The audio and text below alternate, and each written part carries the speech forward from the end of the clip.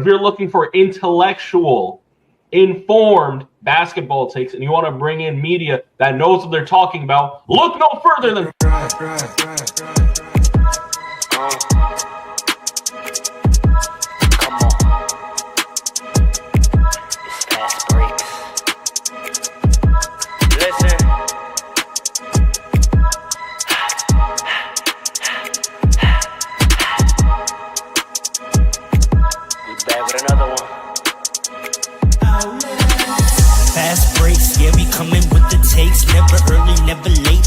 always push the pace, yeah.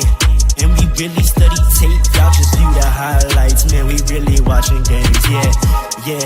You just watch from the stands, we run 3-man weeks, Paul, Dre, and Allen, yeah.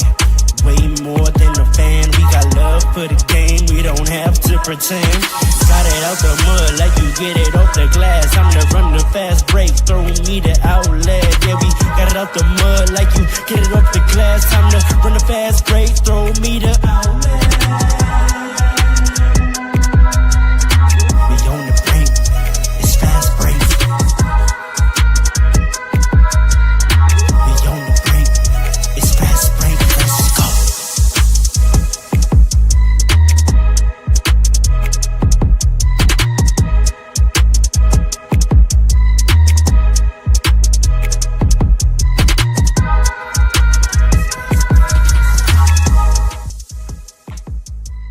Yo. Ladies and gentlemen, we want to welcome you to a very, very, very special edition of Fast Breaks. It's playoff time. A lot has happened since our play-in episode. We are going to get into it all. A lot of people on the internet have had a lot to say to us. Even my brothers have had a lot to say on this podcast. Audience, if you know me, even if you don't know me, first-time listeners, long-time fans, there is only one way, one singular way I could possibly begin this podcast after what we witnessed this past week. Oh, man. Paul, you got my bombs ready? Here we go. I'm not feeling no sound effects, but Paul, you got my bombs ready? Yo, turn on your camera though. We gotta see the people. Gotta see you. It's coming. I know something's coming. He's about to. I already know he's playing something out. I'm ready. For all the haters, for all the people, I really know basketball, man. I really watch basketball, man. You know what freaking time it is. There we go. You know what time it is. We're going to talk about all the series, this podcast, believe me, but I cannot be the host of a platform. I would be negligent if I did not start off this podcast. We talking about the NBA. There is nothing more important to talk about than what is happening with the Los Angeles Lakers. 41 years old. 41 years old. Y'all told me we were getting swept. Y'all told me no Luka, no AR, we wouldn't have enough offense. You told me we were getting swept. We all assumed KD was going to be there. We didn't think y'all told me Kevin Durant in the playoffs, and what did I tell you? I really watch basketball. What did I tell you? I said the last couple times in the playoffs from KD, what do we see? We seen him get packed out by the Suns. But we didn't even see him play. We seen him get packed out by the Celtics. We seen him get packed out by the Celtics. We seen him miss the playoffs twice. What about playoff KD was I supposed to be afraid of? Please tell me. When he shows up. Y'all told me Alperen Sengun. I was supposed to be afraid of Alperen Sengun, baby Joker. First and foremost. That's right. Hit that button, Paul. First and foremost, we're going to get to it today. I don't even know how I feel about Big Joker. We don't know if he's that guy. Getting packed out by the Timberwolves. What am I going to be afraid of a baby Joker for? Jabari Smith Jr., you told me I'm supposed to be afraid of.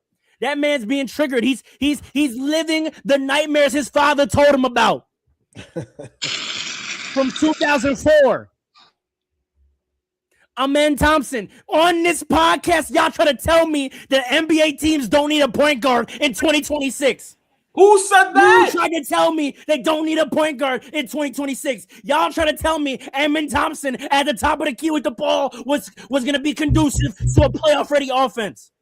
I don't. That's what y'all try to tell me. Never. This man not even attempting jump shots. Yo, can you let the man cook, Andre? He's looking like you gotta stop doing that. 23 You gotta Giannis stop doing that. Antetokounmpo. You ruining the content. Let him cook. Right or wrong, let him cook. Y'all try to tell me Marcus Smart was done. Y'all try to tell me Marcus Smart was done. He's putting up numbers we haven't seen since Irving Magic Johnson. Oh my gosh. 5 steals a game, double-doubles. You told me we had too many white boys on our team. Look at the next one. Luke Kennard looking like prime JJ Redick his goddamn self. Running offense, 60% from the field, 53% from the three in the playoffs. Y'all want to tell me Houston Rockets plays defense? We was going to have a tough time. Last night, we looked dead in the water. LeBron looked old and tired. 2 turnovers in the clutch to end the game. But then what do we see? The steal, the foul, the free throws, the steal, and this man hit a double clutch 3 on Dos. And you lucky he played 47 minutes last night. Otherwise, that shot to win the game would have went in. That was the legs. And when it went to overtime, we already knew what was going to happen because I've been telling y'all all year, statistically by the numbers and by the eye test, we have been the most clutch NBA team in the league this year. The Rockets had no chance once 5 minutes were put back on the clock. They allowed Marcus Smart to let the ball roll up and run clock on the possessions 4 straight times in a row in overtime, and you're down. No ball pressure. Amen Thompson, who's supposed to be first team, no, Ausar's first team. Y'all tell me Amen Thompson's a defender. You're letting Marcus Smart run the clock in overtime, no ball pressure.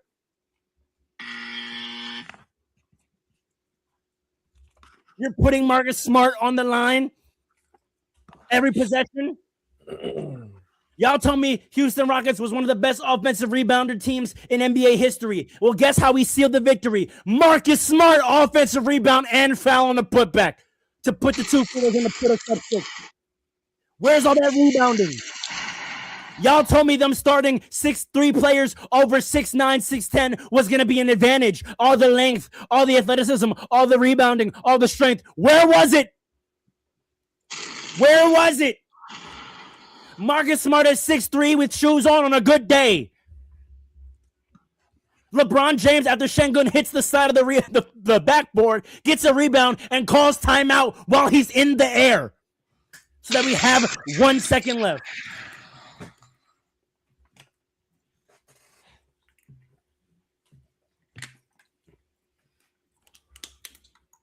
You keep playing with that man, LeBron Ramon James. Goku says he's tired. He needs a minute in the hyperbolic chamber, just a minute to regain his strength. What does Vegeta say? Take your minute, Kakarot. I will hold it down until you return. We had Austin Reeves ready. He was questionable to start game 3 if we needed him. LeBron James walked in the locker room in Houston, Texas, and said, don't worry about that. Calm down. You good. Rest up. We probably won't even need him for game 4. Luka back on the court putting up shots. I seen the video. I know he's not moving much. Well, guess what? He's got time. 257-0. That is the record of NBA teams once they go up 3-0. I don't care if the Houston Rockets win the next 2 games. That's just more time for my guys to rest. It's over. You said we were getting swept. These boys might get swept. And Kevin Durant quit. I'm saying it right now. I'm going to ask it as a question, and we're going to jump into this panel. I'm almost done, but I'm going to answer the question I'm about to ask for you. That man quit. Rolled ankle? rolled ankle in the game 3 that he finished the game. After Jabari Smith, your own teammate, called you out and said, you got a hoop. We don't care if you're getting double teamed. You got a hoop. You then don't suit up. And not only do you not suit up, he wasn't even on the bench. He didn't even sit on the bench with his team. Stop talking about that man like he's like that.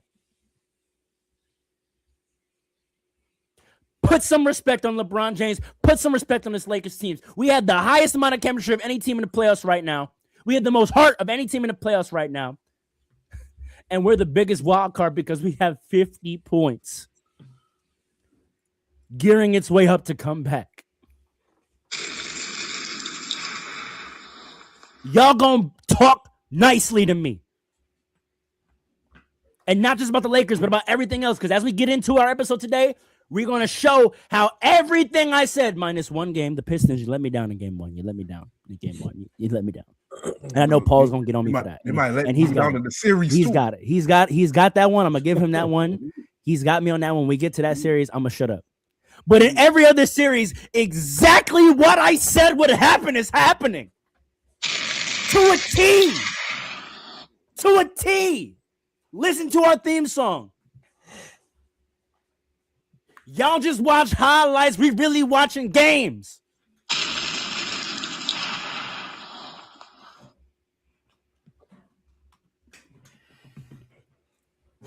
I welcome you to this broadcast. If you don't know, now you know. My name is Ro, the hostess with the mostest, and you know this.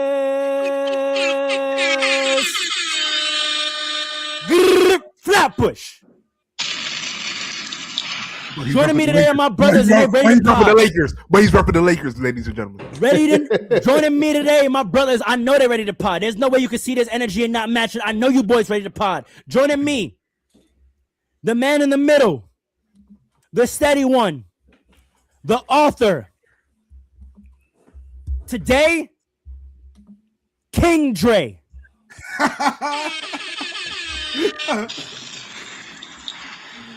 Yo, Alongside him, what is going on? Coach, Mr. PRR Sports, Mr. 1995, the sturdy one, the stubborn one, Coach Paul in the building. One, big up yourself. Listen, I'm not worried about nothing. We gonna get to it. One, big up yourself. Mm-hmm. Yeah, I'm not. We gonna get to it. We gonna get to it. Mm-hmm. Peace and blessings. They don't know. That is it. Appreciate that, Nomad. Appreciate that. And last but Why you certainly putting the whole not government least, out there, though? Don't put that on the screen. last and certainly not least, the professional, the architect. We call him Morpheus, America's favorite Haitian uncle, Alan, the man with the plan. That's what I say. Sapase!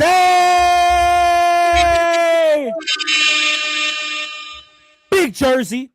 Big Jersey. We are an ensemble that goes by the moniker Fast Breaks. Let me get a rebound. Grab one hand. 'Cause they ain't got no big men in this playoff anyway. Old listeners, new listeners, anyone watching out there, throw me the outlet.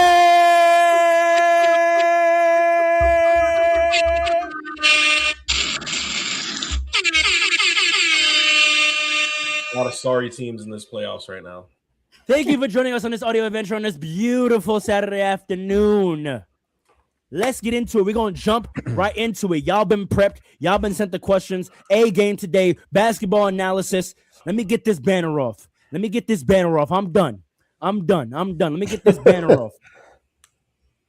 We're going to jump right in. Man. My illustrious panel, my brothers, has Good. Kevin Wayne Durant quit on the Rockets? Talk about it. Talk about it. Paul, I want to hear you first Can I on this. speak now? Wait, Paul, I want to hear can you first on this. Paul, has Kevin no. Durant quit on the Houston Rockets? I mean, I don't have anything polarizing to say. Honestly, believe it or not. So if you want Andre to go, you could go.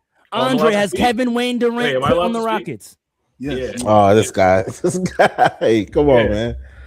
Yeah, he's a bum. He's that's what I'm saying. I've been with you for years on this. Don't rope me in with all these other guys that are saying Kevin Durant has been a bum his whole career. Whole career. Crazy. That's so Since the minute crazy. he That's left a the former Thunder. Thunder fan. This Since- guy's still a since Thunder he fan, left low the key. Thunder. Since he left the Thunder, he's a bum. He's got no heart. Everything you said about this man before in your rage moment, accurate. He has quit. You're getting outplayed. LeBron probably got a rolled ankle. He's got a rolled spirit at this point. This man's just running out there and doing what he can. And Kevin Durant, I don't think he's got anything wrong with him, if I'm going to be honest. And I don't understand. If I'm going to be honest, this is the weirdest ducking I've ever seen. Are you really that shaken by Bron? What is it? I get it. Trust me, Bron's top 3 ever, okay? But,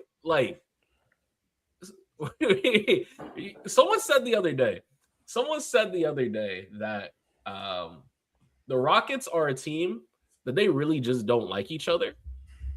And I'm seeing it. KD fully said, I don't even care, man. I'm off this. Bounce us out of here so I can get out this contract. They already exposed me.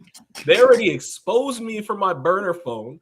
You got the future of your franchise in Shangoon? Get me up out of here. Bron, do me a favor. I'm going to join you next year. I'm going to join you. Don't worry. I'm on the way. We're out of here. I can't do this no more. That's what I'm seeing now. Stop putting that up there. Allen, has Kevin Wayne Durant quit on the Houston Rockets? I mean, there's no way for us to really know until the offseason. But just from the pattern we've seen of Kevin Durant the last few years now, he's quitting on somebody at the end of the year. You know what I mean? He does. It's either he's leaving the team, he's asking for some trades to be done, or he's asking the coach to get fired. One way or another, this team is going to look different in the offseason because this has been his MO. I'm not going to say he's ducking the smoke, right? It's Kevin Durant. At the end of the day, he likes to play basketball. So I really do believe it's Kevin Durant. Now, basketball is his only thing. He has nothing going on except getting money and basketball. Getting money and That's basketball. That's his only thing. He's proven that over the years. This man don't care about nothing else in the world except basketball. But I say that to say is that I think whether he thinks he's going to lose or not, he's going to be out there if he can. You know what I mean? I believe that he's hurt. I don't think he's ducking the smoke, but I really do think. Can you not be hurt and ducking smoke? No. What do you mean by that? How would that look? No, you can't be. How? I'm only gonna frame in questions. I'm done making statements for the rest of the pod. How hurt do you have to be for it to no longer be considered ducking smoke? Injured. I mean, if you could get out the fact that he was out last game and he went out there and then he got injured again in the game, I think that proves to me that he's not ducking the smoke. If he could really be out there, he would. I think, and the fact that the injury prior to game 1 wasn't even released, they didn't even say anything until he absolutely could not play. To me, that's all signs that he would be out there if he could be. That's how I read it personally. So I'm not saying that he's ducking the smoke, but when you start seeing things like Jabari Smith calling him out a little bit, and then he's not even on the bench during the game 3, that's more signs of quitting on the team or quitting on somebody in there somewhere. So to me, that's all tea leaves of what's about to come. I don't know what's going to happen. I don't know if he's still going to be on the Rockets next year or what, but we've seen kind of these things play out with him before. I didn't know that Jabari Smith Jr. called him out. That's crazy. He didn't call him out, but it was just he said, did you it see the doesn't comments matter at if all? you're getting double teamed. We still need Kevin Durant to be Kevin Durant. Yeah. Okay, that's a little, it's not that serious, but that's a little something. I'm being nice. That was a summary of what he said. Yeah. To be clear, he was answering a question during the press after practice or whatever. And yeah, just like bro said, the question was about Kevin Durant. Yes. Yeah, it was about Kevin Durant being double teamed and what can the team do? And basically, just like bro said, he was just even if you're getting double teamed, you KD, we need you. Right. Okay. Yeah. What But he said you have to figure it out. You have to find a way to be aggressive. You have to find a way to still be effective. That shows me that the conspiracy is over. It's no longer a conspiracy. The burner is real. Yes. Everything he said is real. I believe 100% of the rumors. He cannot beat the allegations. And now that I believe 100% that is real, right? What I will say is that does give credibility to what Pharaoh is saying in him saying that he quit on the team, because based on what he said in these messages, and based on what we've seen in the series without him, if there was a time for him to quit or somebody like that to quit, it would be now. It would be with what he's working with right now. Like all signs do point towards that. I'm still not gonna go that far yet though and say that, because I like you said, Alan, like he tried to play and he got injured. He wasn't injured. He's old too. He's not LeBron old, but he's old, right? Mm-hmm. So he played majority of the year. He got injured right before the playoffs. He tried to play the next game, and then they said he's out. So I mean that's not a wild thing, you know what I mean? But any allegations of him quitting on this team, he brought onto himself. Yeah, he brought it to himself. So I don't feel sorry for him. You know what I mean? Like I'm not gonna say Pharaoh was wilding, but that's a bold statement to say. Like that man quit on this in the playoffs. To me, when Harden put up like 7 points in a game 7 on the Sixers a few years ago, to me that's quitting. He wasn't even trying. You understand? But to him not be, he's injured. He was injured before. He tried to come back. To me, that's like maybe he did, maybe he didn't. But I'm not going to definitively say that yet. Me personally, I'm not. I just really want to know why he wasn't on the bench. I read somewhere that they said maybe because he was getting treatment. That's what I don't know. The whole game. That's what the whole game. Yeah, that's what I was going to say. Like the whole game he was getting treatment. No. I thought all day he was going to treatment because he's trying to get better to come back the next game.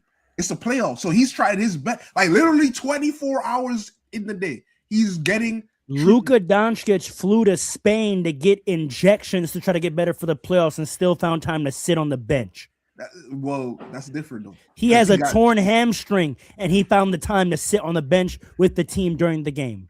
Yeah, you telling me you couldn't sit on the bench with a slightly rolled ankle? He wasn't in a boot. We have slightly rolled ankle. Is that what it is? We have video of him walking into the arena, no boot. Who? Kevin Durant. No boot.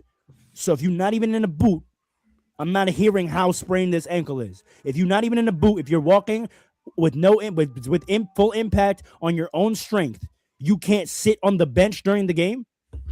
There's going to be all right. That's true. That's I want the reports on that to come out. That's what I want. Yeah, after the series is over, we're going to learn a lot. Yeah, you're going to learn. We're learning it right now. And honestly, if what you're saying is true, I think his value to NBA teams goes down a lot. Because of what? What have I been saying this year, Paul, about Kevin Durant? What he's done to the NBA? Tell me, what did I say? What has he been doing? Ruining young cores. He has been roaming the league, destroying young cores. The Slim Reaper. He's been going around killing young cores, destroying the future of the league. That's crazy. He's ruined Şengün. He's ruined Amen Thompson. Jalen Green is living his best life. Jalen Green is living his best life in Phoenix. Let's calm down. All those Nets players, look what's going on with them. Cam, Cam, RIP to Cam's career. Cam, Jared Allen, come on, man. Man, oh man. All right, to wrap up the series, what do you think? Do you think LeBron goes all out / AR maybe comes back and they try to wrap this up? Or they play a conservative, AR sits out again and see if LeBron can't pack them up themselves? Okay. I think Go ahead. I asked this as a genuine question for all my Hero Academia fans out there. What percentage of Braun for all does he have left? Because that's really what is he at? Because that's really going to determine how far like they play him. Because they've demonstrated they can beat the Rockets. He doesn't even really need to go 100% to make this happen. So, like, if Kevin Durant comes back, he might have to go a little all out. But at what risk is what I ask. How much of all of Braun's powers can he use for this series? That they honestly at this point they've outplayed expectations. So, like, even if your expectations, true, my expectations and the rest of the world's no one expected them to win. No one expected it to go down this way. Don't pretend like we saw KD. All right, what I saw, I'm gonna put things in perspective. Did you even say like 7 games? My bad, Paul. No, I'm saying fair. Didn't he even say 7 games? I said if they beat us, it would go at least 7 games. I talked about the strategy. I talked about exactly what's happening. I said we have a defensive strategy that we've watched work against this team with Kevin Durant twice definitively in the month of March.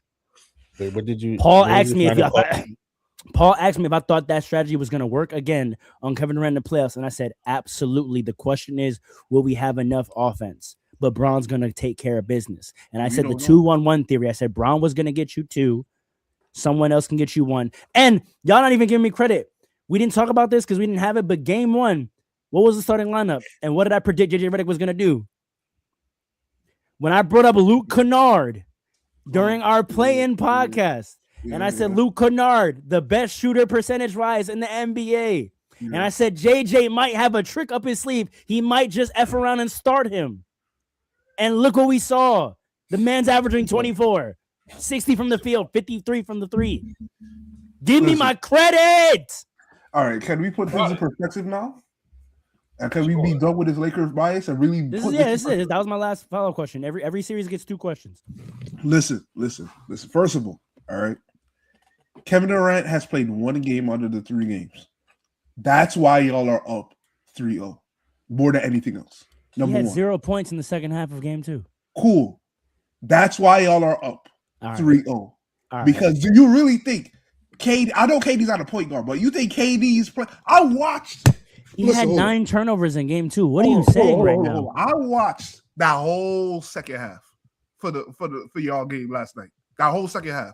You telling me KD's gonna throw that ball away like Jabari Smith Jr.? He did it all game 2. Are you ignoring we have a game in this series where he played and he had 9 turnovers? He did it all game 2. Let's not be ridiculous. This is Kevin Durant still.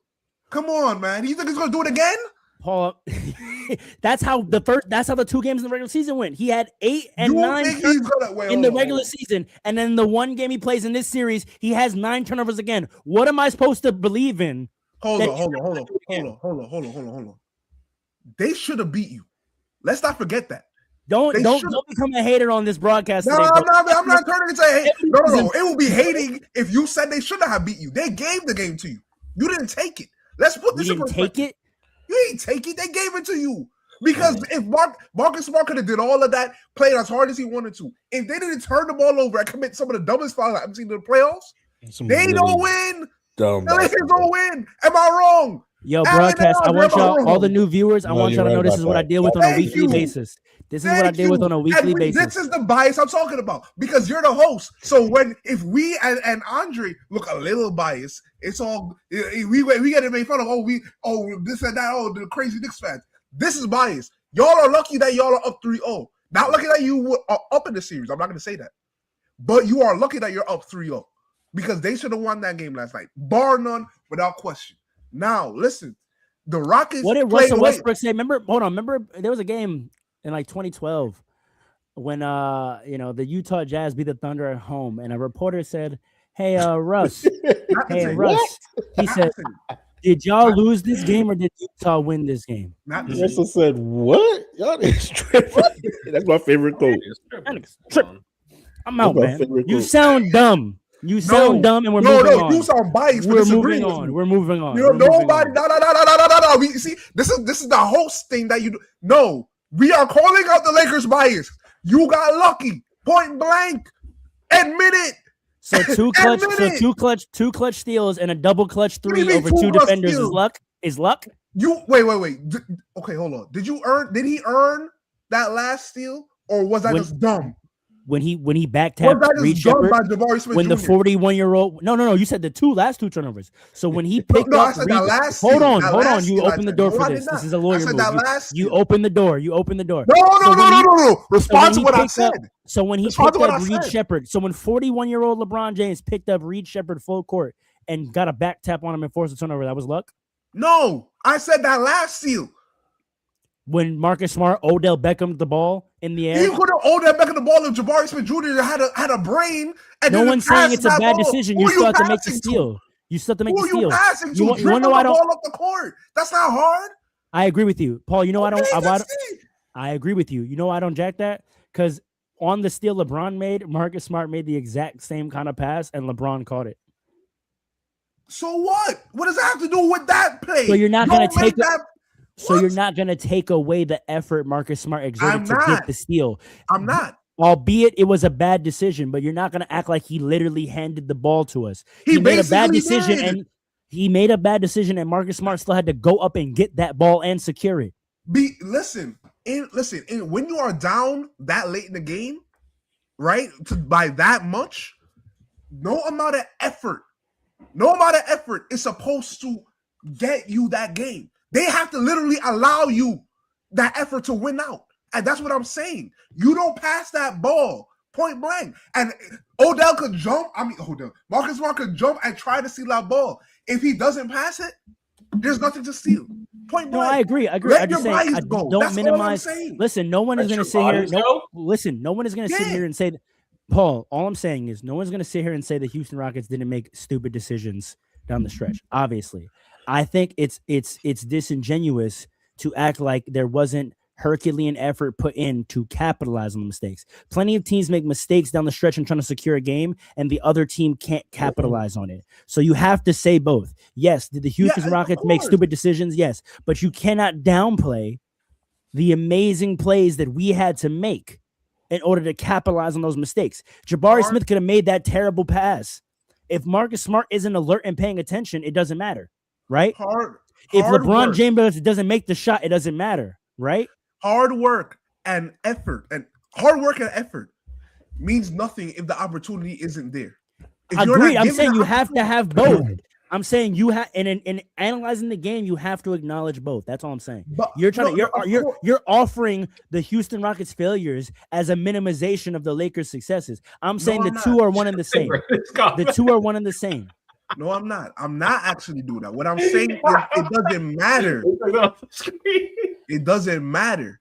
That's what I'm saying. If you don't pass the ball, the effort doesn't matter. So I'm still putting that more on the Rockets. As a matter of fact, I expected the Lakers. I expected Marcus Smart to go for that ball and try to make a play. I expected that. Why did Jabari Smith Jr.? That's my whole. That's my whole point. Because he's a baby. He's wet. Smells like Similac. I don't care. You don't make that. You can use all the Stephen A. lines you want. They don't matter. Stephen A. line. You don't make that play. That came from Stephen A. But you still don't make that play. I don't care how old you are. You could be 19. You don't make that play. And this is why I say if KD played, they win, because I saw a more intentional Rockets team throughout the game for like 47 minutes. Right. Sure. Right. Let's just get off our back and forth. The only thing I'm going to say is, Alan, do you have any belief that KD makes a difference when we saw what KD did in game 2, where his ball handling and decision making showed no prowess? He had 9 turnovers again. What do you think KD playing actually has any influential impact on the Rockets' ability to beat this team, other than him? Because the teams that we're not going to allow him to score 40. We've shown that. Our game plan is very clear. They look good without him. If you had asked me a couple days ago, I would have said yes. They did. Alan. I'm sorry. Who looks good without him? The Rockets' offense looked the best it's looked throughout. Hey y'all. Wait.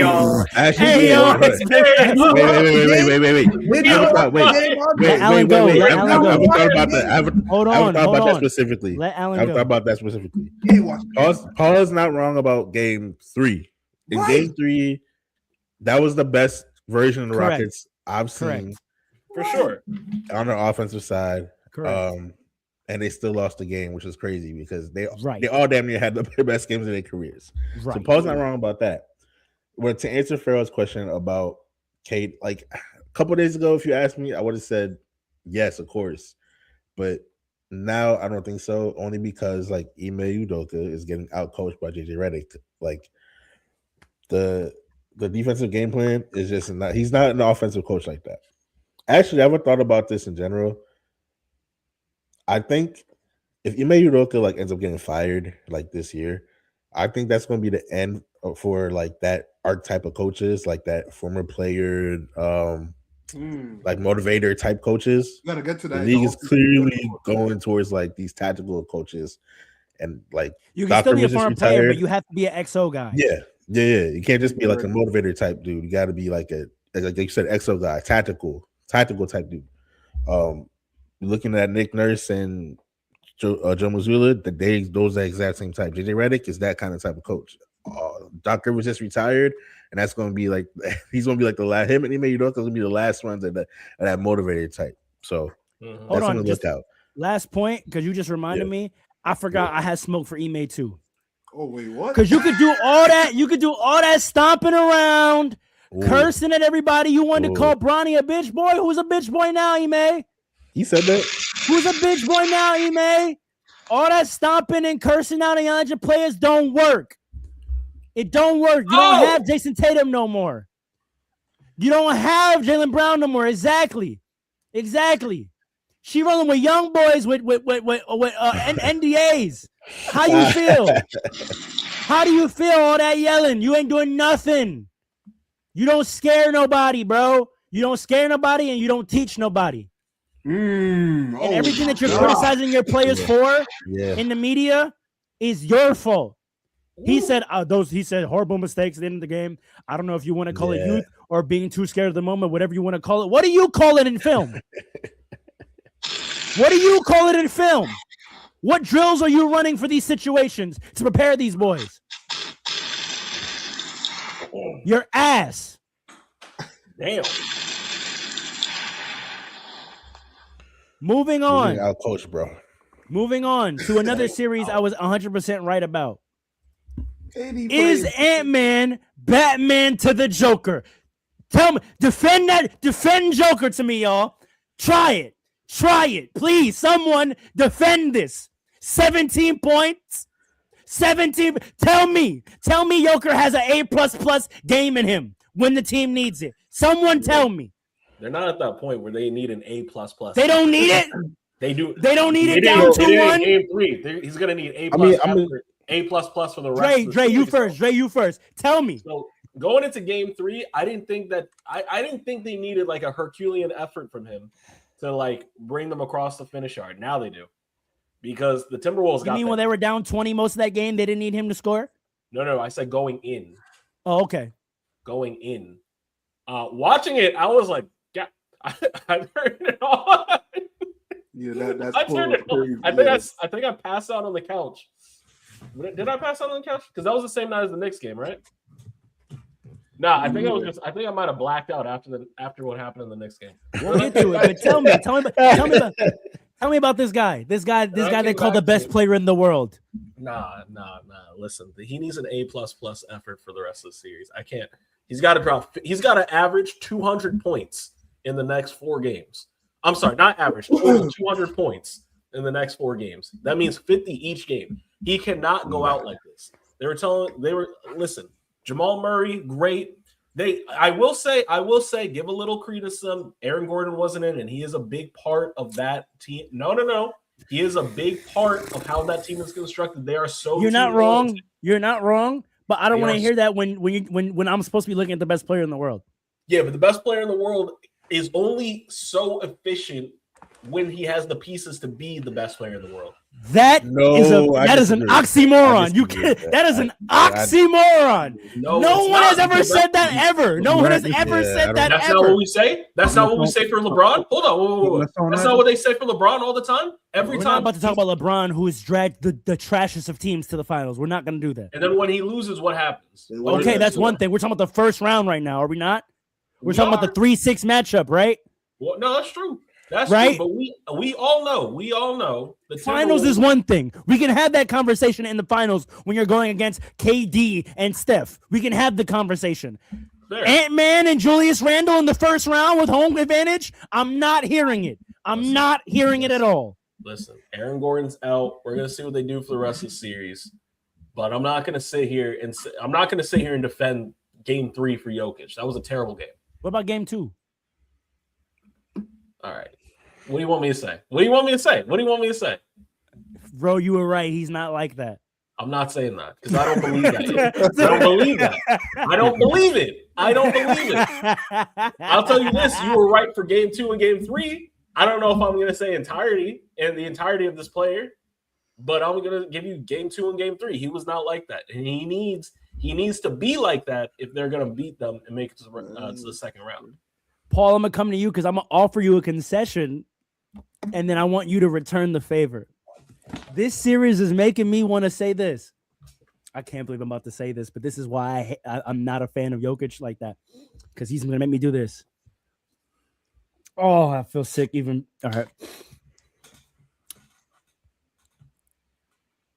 Rudy Gobert, I apologize.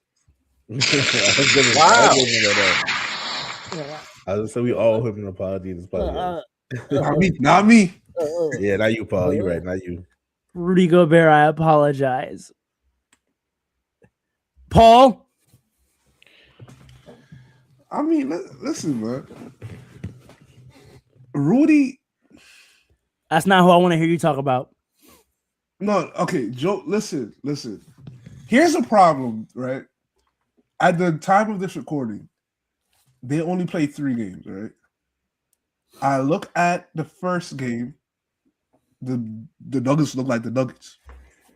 And the Timberwolves, to me, look like the Timberwolves. The second game, Julius Randle goes off. Last game, Game 3, first game in Minnesota for the series. And they put up nothing. It's just like a dud, right? Now it's a 2-1 series. I think you're jumping the gun here. And this is why Andre's not willing to give you what you wanted to give. Whoa, I'm not jumping the gun. Remember what my prediction was. I didn't predict that the Timberwolves would necessarily beat the Nuggets. I just said they're going to have a tough time. And it might have to go 7 because the Timberwolves had their number.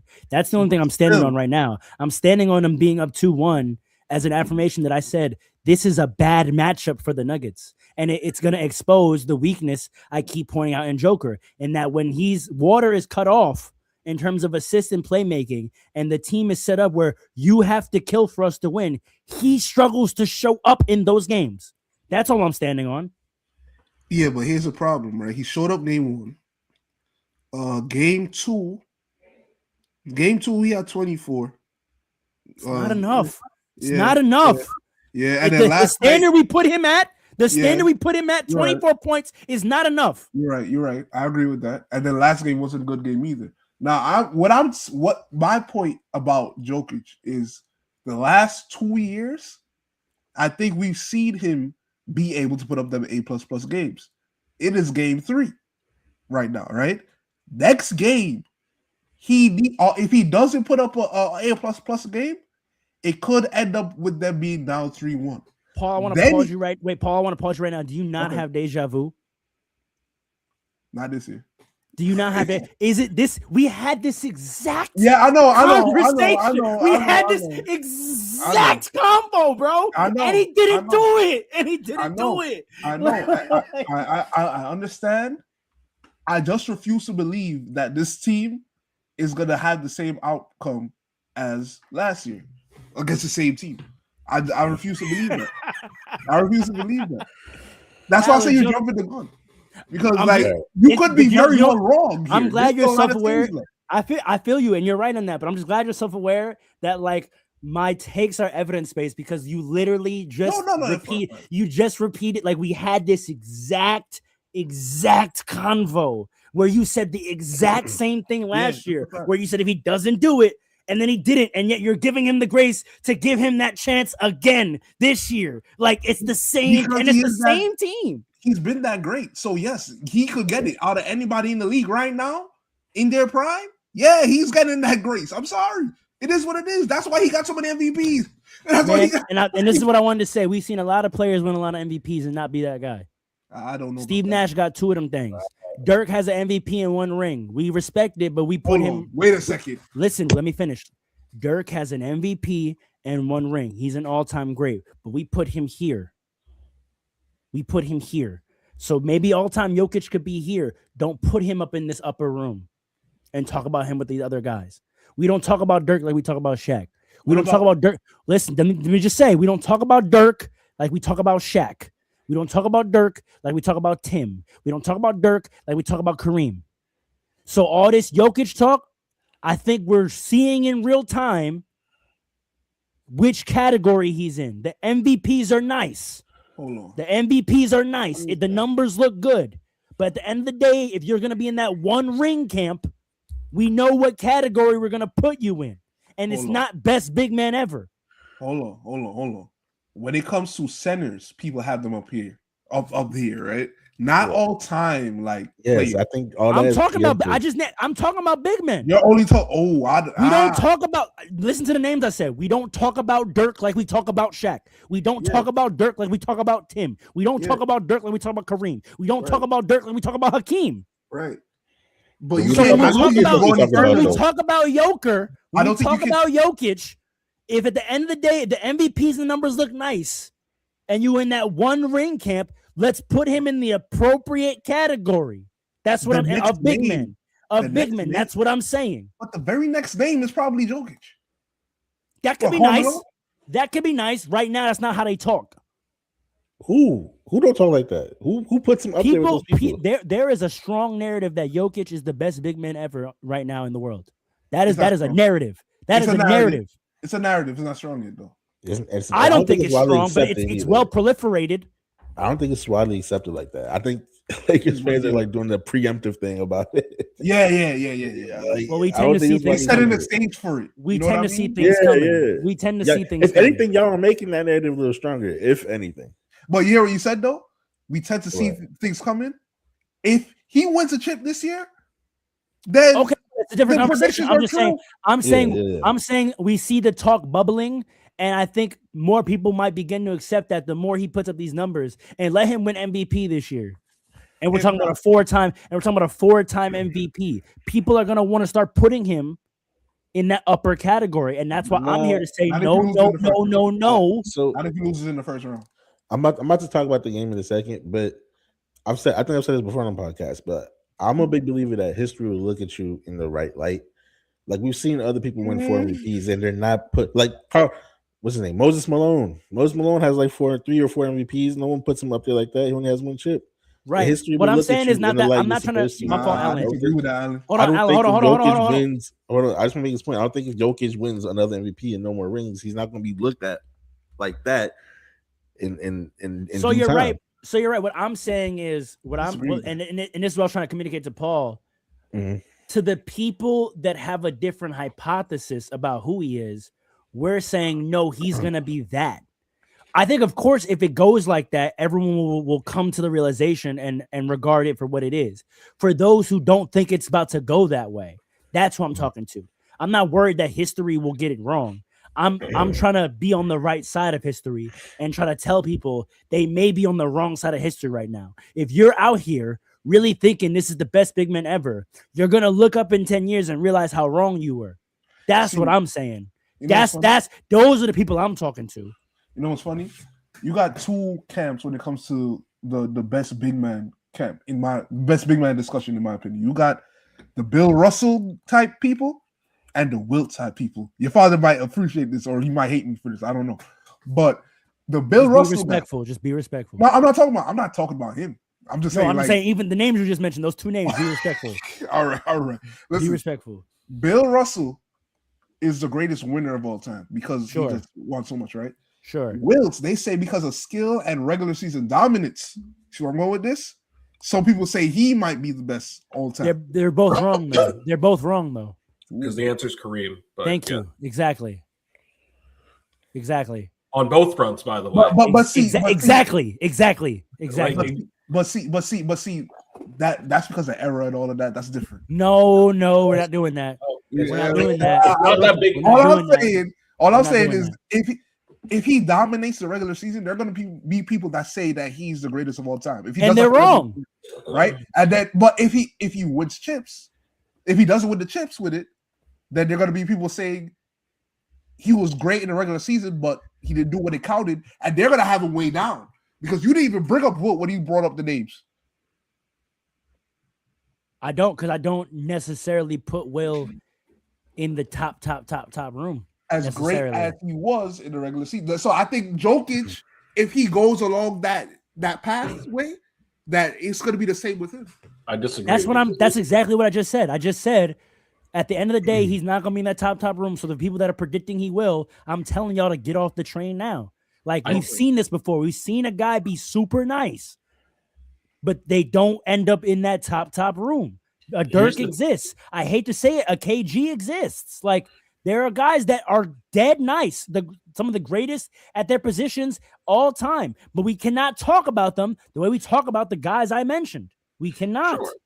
But here's the difference between Jokic and these guys. It's two big difference. Number one, multiple MVPs. Like, we cannot ignore that at all. Yeah. But number two, we are now living in an advanced statistical era. And no, I'm serious. But if we had the advanced stats of the guys we're talking about, we're acting like those numbers wouldn't also be crazy. That's what I don't like about it. You're using the presence of the numbers to argue something that there's no contrast against. We don't have the numbers of the other guys because I'm sure they would have been crazy. I'm not saying it's right. I'm telling you what it is.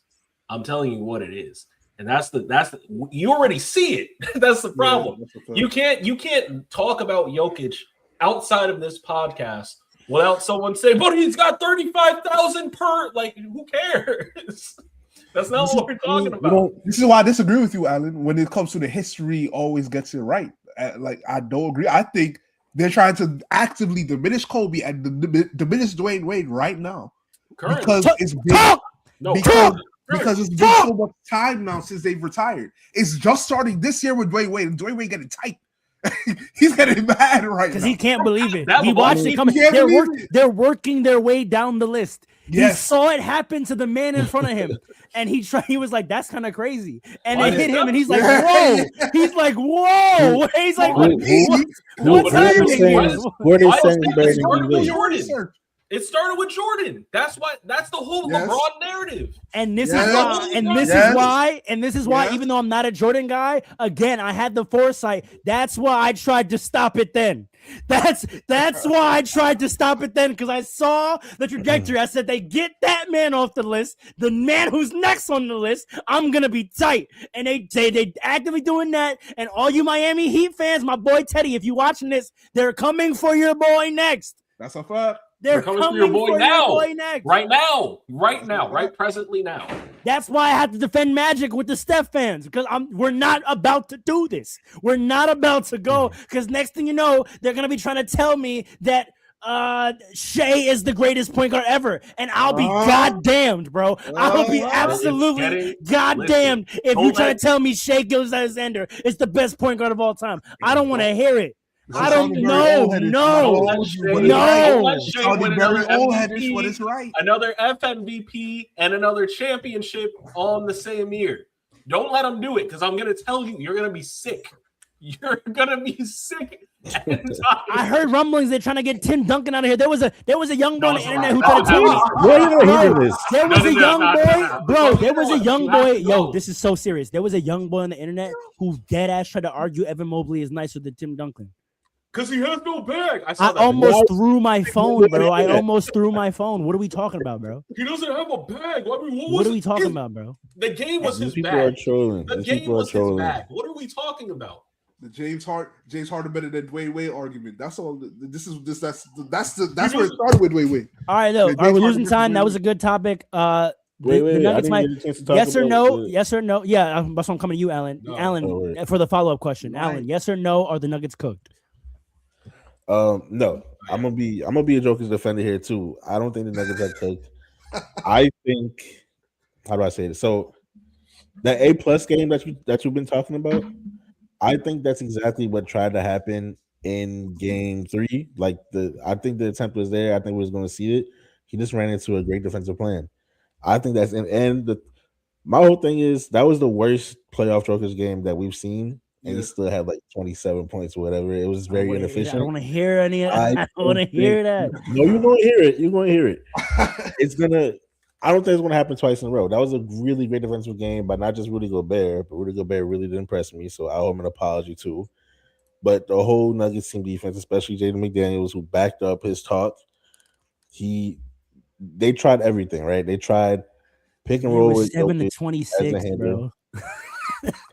Yeah, that's what I'm telling you. It was a great defense. He tried the A+ game. Our whole thing is he doesn't go for that, but he went for it, and he just ran into some great defense.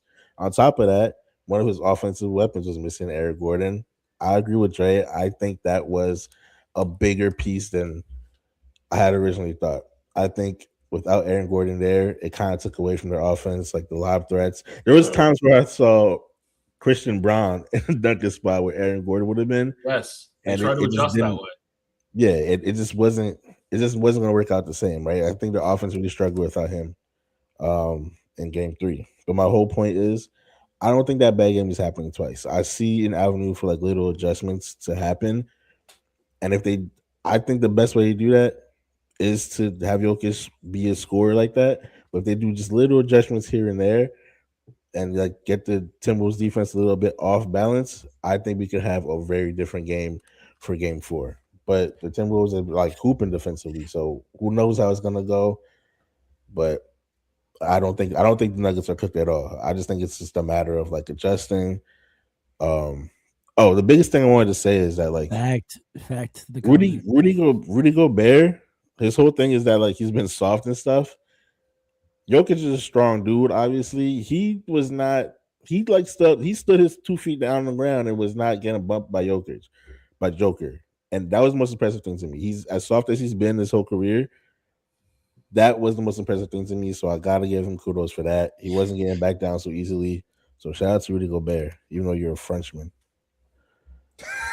All right, moving on. It's time. This is so. A lot of people hit me up to view the podcast this week, and they came in for how we started. But there is another reason they came in here today. There's another reason they came in here today. Because Lucy, you got some splaining to do. Gentlemen, I have a very simple question for this next series that we're going to address. I advise you, gentlemen, not to look to the comments. I've been given a heads up about what this comment section is about to look like on this topic. And the question I have, it's a question I've been asking for a long time. It's a question Alan has jumped in on the wave of beginning to ask for a long time from two of you gentlemen in particular. And the question I have to ask is it still not Jalen Brunson's fault? No. I'm going to be honest. No. Mikal Bridges. Tell me how it's coaching. Tell me how it's coaching again. I didn't even start with coaching. Tell me how it's coaching again. I didn't even start with coaching. I can go to coaching if you want. Let me start with the real thing, because nobody outside of Stephen Alan, just remember what you said earlier this year. remember how we said we was not going to give them certain excuses this year. I just want you to remember that, Alan. No. Because here's the thing, and you have to be honest when you're talking about basketball, and you have to be honest when you're talking about audience, you hear him? Do you hear him? As much as you're setting this up, Paul's disgusted. I don't know what he's going to say. I have no idea. They started off saying we have to be honest about basketball. Can you look? Whoa, no. Can I ask you a question? Might be the title. Can I ask you a question? Because this guy wants to laugh. He wants to troll. He wants to laugh. He wants to troll. Can you win? Can you? Let him finish. Let him go. I have no idea what he's gonna say. Let him go. Go on mute. Cook, Andre. Can you win a playoff basketball game with not one but two of your starters having less than 3 points? Yes. I can win one without having two of my starters suit up. All right. In the game, two of your starters are literally detracting from winning. You have Mikal Bridges unnecessarily taking a pull-up jumper at the end of game 2 when he's 3 for 10. 3 for 10. Ball shouldn't have been in his hands. You have Josh Hart that's just getting cardio in the last game. Mikal Bridges doing a whole lot of nothing. And to Jalen Brunson, I'd say this: only having 4 assists is egregious. That was the best cat game we had, and he should have had a ton more assists. I'll tell you that. But I cannot look past the fact that we have Mikal Bridges out here that looks like he's just a net negative right now. Whoever told him he needs to switch that jump shot, arrest him. Draft picks. Arrest that man. 5 draft picks for that. That's what I'm seeing. That's what. And the power of friendship. To Mike Brown, we weren't supposed to get rid of DiVincenzo. That should have never been in the mix. That should have never been in the mix. Okay. But now Mikal Bridges is here, and you would think he would be producing, and he's just not. He was great last year. This year, he's just, I don't know what. Maybe he's got some personal issues going on. I don't know. Maybe it's something outside of basketball, but it's not making sense to me. It's not making sense to me. Yo, do you hear the state of disarray? It's not making sense to me. And Mike Brown, I don't understand. I can't contemplate when you are on a defensive possession at the end of the game. Dumb. While your best defender is on the bench. Moving like Tibbs. Makes no sense to me. You would never in a million years would you say as a Lakers fan, we're in the last possession, I need to make a play. Hey, Bron, do me a favor. Go sit at the bench real quick. Just do me that quick favor. Kind of cooking. Would never happen. Would never happen. So you can't look at me objectively and be like, "Oh, it's the coaching." It's damn sure it's the goddamn coaching. I'm sorry, Lord, I shouldn't say that word, but I couldn't help it. What am I watching? I literally blacked out when it was over. I came to in the middle of the Nuggets game. I said, what's going on?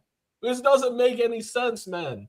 This doesn't make any sense. I almost tore my house up, sounding like Shaq. What are we talking about? What are we doing? Moving furniture? Here? Nah. You know M, so she was about to pray for M, y'all. Pray. Hashtag in the comments. Pray for M. Pray for Dre. She said, "You better calm down. Relax. Relax." I was the Knicks have ruined his household. His household is in disarray. Meanwhile, I watched the game in the Uber home, and Shira asked to watch the highlights with me when I walked through the door. When I said what happened, she said, "Oh, throw that on the TV." She said, "I want to see this." He did what? He threw a lob to who? Listen. Take that off the screen, man. Take that off the screen.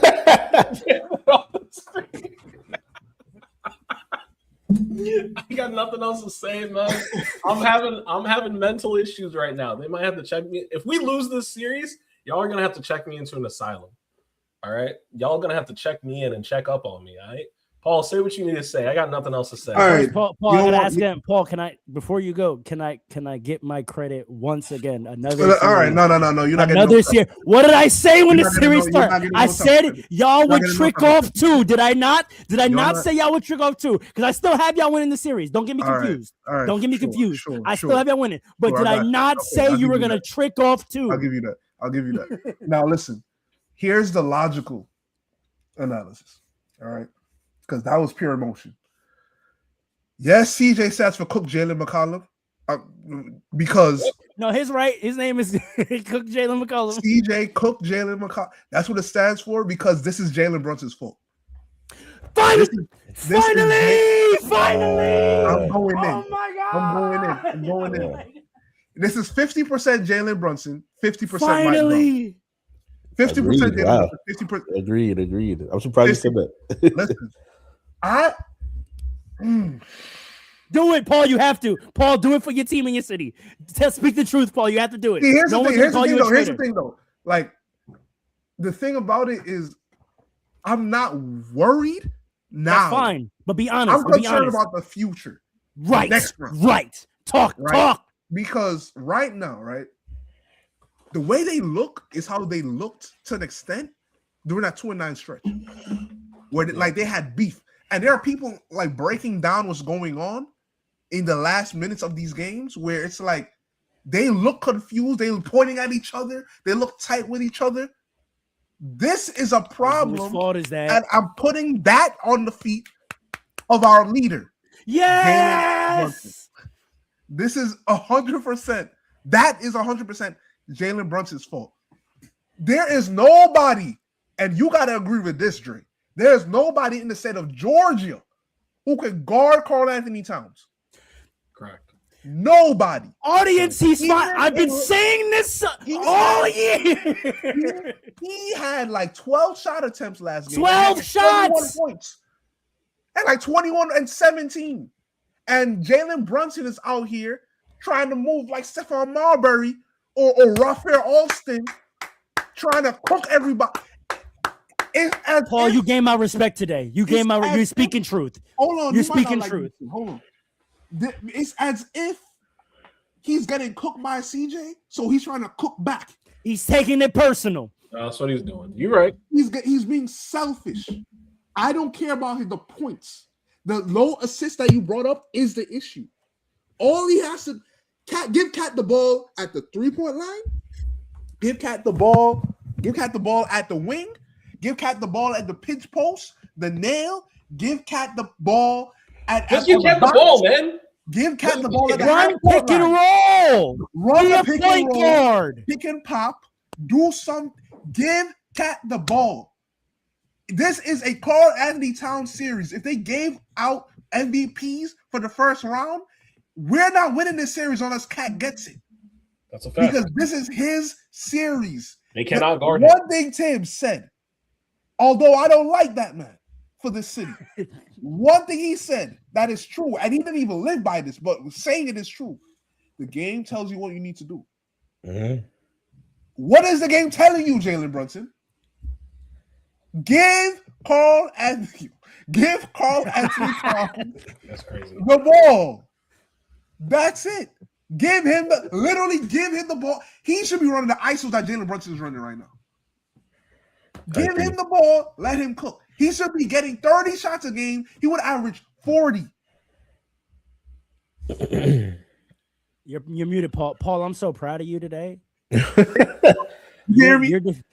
I hear you're defeating all the narratives they say about you in the comments today. You are owning up and copping to all the things. I'm so proud of you today. Jalen Brunson is because I call it. Oh, I see you believe it or not. I believe you now. I believe you. Okay. I believe you. I believe you. Jalen Brunson is talented, right? And Mike Brown. This is where Mike Brown comes into the picture. He needs to or Rick Brunson even. I don't care. Somebody got to talk to. Talk about it. Somebody got to talk to this guy. Somebody got to tell Jalen Brunson you're talented, but your talent, you have to work harder to score your buckets than Cat right now. Right. We're trying to win a chip. Give it to Cat. That's it. It's like it don't got to be a competition. And it's like people are wondering if Jalen and Cat don't like each other. That's how crazy this is getting right now. And we were wondering this in February. Mike Brown now. Right. Oh, and by the way, Jalen Brunson, you're getting cooked a little too much from me. I expected you to get cooked. A lot. I expected you to get cooked. I'm asking for credit again. Y'all told me Jalen Brunson wasn't as much of a cone as Luka. I want my credit. Y'all told me that Jalen Brunson didn't have to become a 20-10 guy for y'all to win. Paul, I'll give you credit. Right before the regular season ended, you started to see the truth. I'll give you credit. You started to see it because the games where he did play like a 20-10 guy, you saw it. Dre was stubborn. Those 2 points about the Knicks, the 3, I said they were trick off 2. I was right.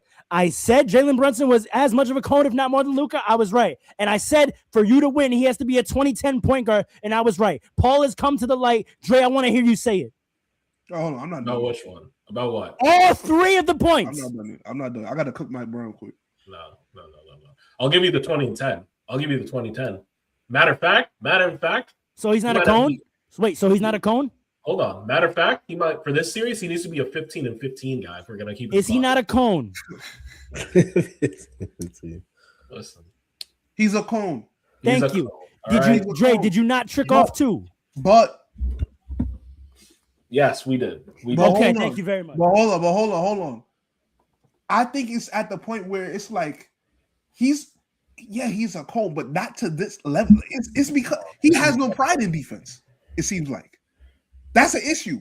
Like you can get cooked, but like not for Embiid. It's too obvious. Right Hibachi, shout out Gil. It's too much. Like he could do better than that. I've seen him do better than that. That's what I'm saying. Like it's not that he's incapable. There's something personal happening in the locker room. It's called defensive schemes, and I kept trying to tell y'all about it. Because Tibbs isn't here to effectively hide him. No, teams are exposing him. Nope. I don't think that's what it is either. But you'll see soon enough. Enough. Okay, Mike Brown now, right? Mike Brown might get fired. I'm not gonna. Mike Brown. See, and this is why I'm still supporting Mike Brown and not Tibbs. And I'm not giving this credit to Tibbs that people may be giving him right now. Mike Brown has showed the ability to me to adjust, right? Within like from game to game. Tibbs never did that. Once you saw what Tibbs was doing, he sucked the living like hope out of you. Like once he did something, he was stuck with it, and that was why for that? Why? Listen, all I'm saying. Oh, this is a fact. Whatever. All I'm saying, he's playing. I'm seeing Cat play the best ball of his career the last 2 months. So I don't know about all that, but listen, all I'm saying is this: when it comes to Mike Brown. He's moving like Tibbs right now as far as the bad decision making, but I trust that he's gonna adjust. There's no way that he's gonna go this long in the series and see Cat be this efficient and not force feeding the ball at some point. He don't have the ball in his hands on the court. So you think Jalen Brunson is just completely ignoring Mike Brown? 23 shots. 11 of 23. You think Mike Brown literally said the last play of the game to just clear out the side of the court and just go win the game. Tim Ledger himself, I remember this. He said, "Go be great is not a play." Mike Brown's play call was literally Jalen. Go be great. It's go be great. Yeah, that's the problem. I have a question. What do you think is harder? What do you think is harder? If you're a star player and the play is called for you to pass it, or if you're a star player and the play is called for you to pass it and you shoot it, what takes more heart? That's a personality thing. I think what takes more heart? I don't think that's an objective. There's an objective answer. I 100% don't. Certain players are going to want to pass. Like Jokic will pass it, and that's not going to be hard for him.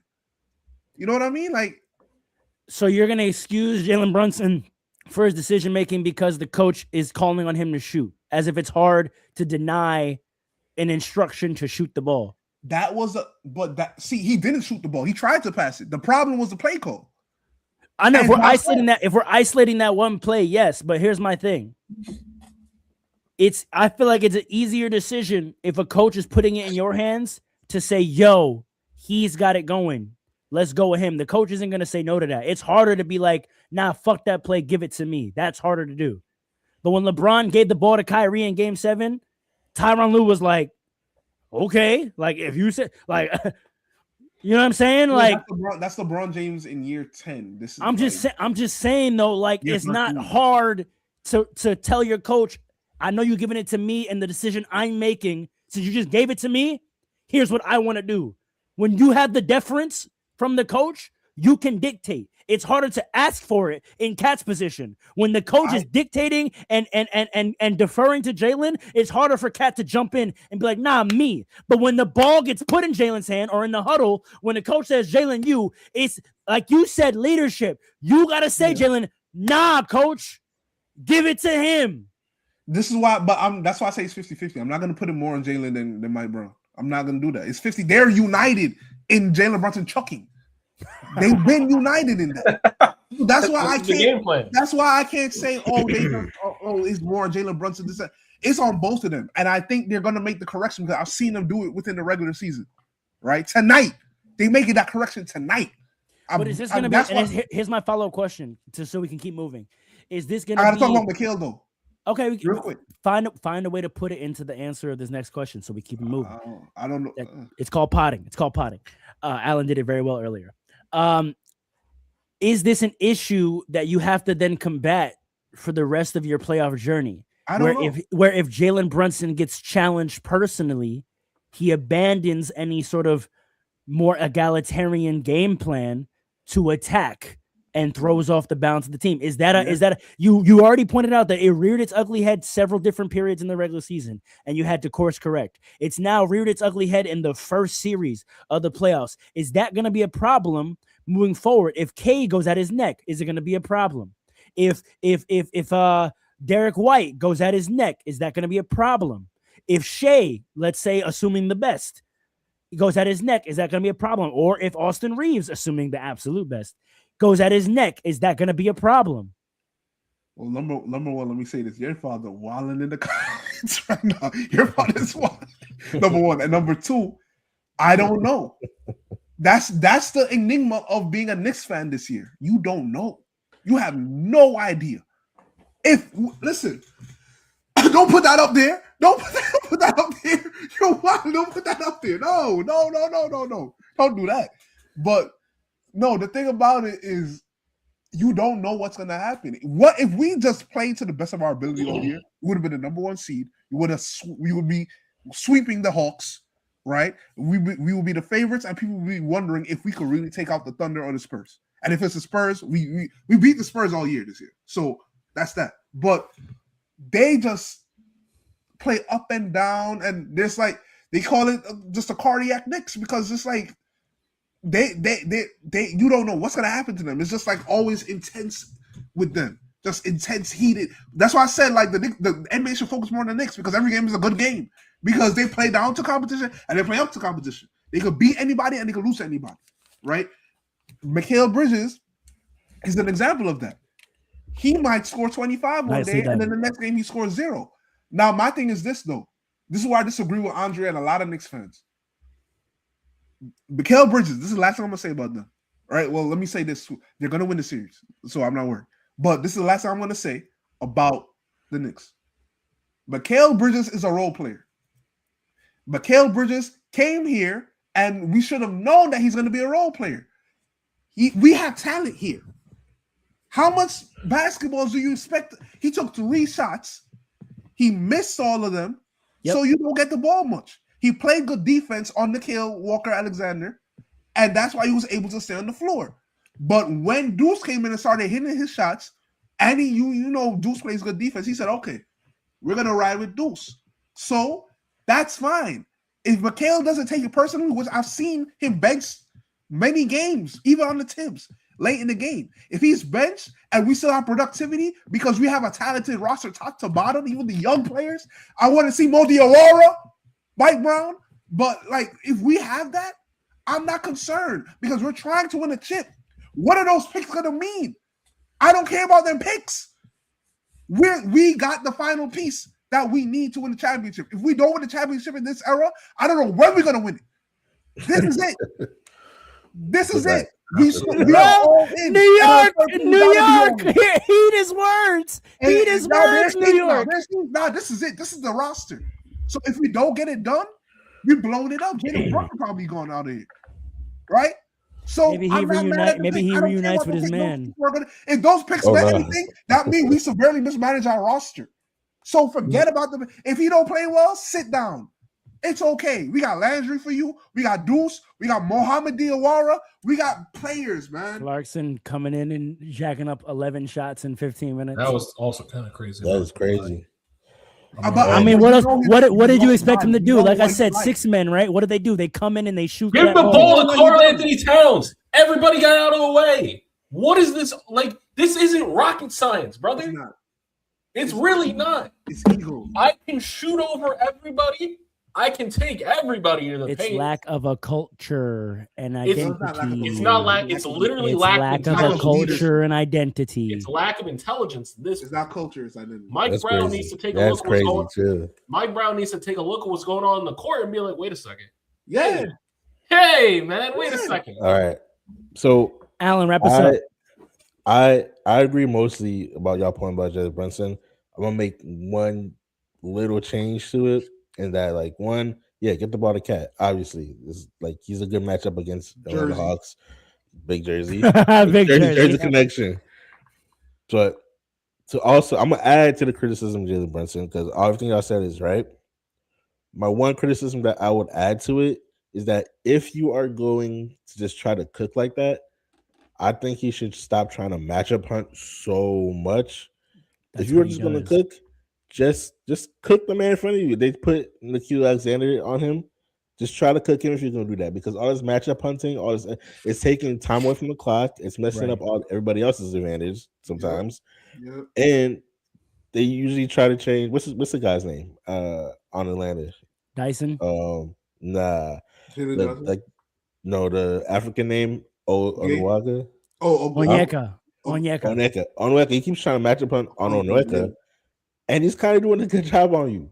So, like, at the end of the day, just cook. Just try. If you like that, just cook or try to cook Nickeil Alexander. I don't know why Jalen Brunson ever thought getting a big on him made sense. Yeah, he thinks it's I get why. And athletic big, bigs, but this guy's doing a good job on. It's been 3 games now, and this guy's doing a decent job because he got like 5 seconds to work with. That's why. Exactly. Like you said, they take so long. If he had like 10, and I'm gonna add also to Mike Brown, just a couple more actions. It doesn't have to be just one screen. Make it multi-action screens. No, I don't want that.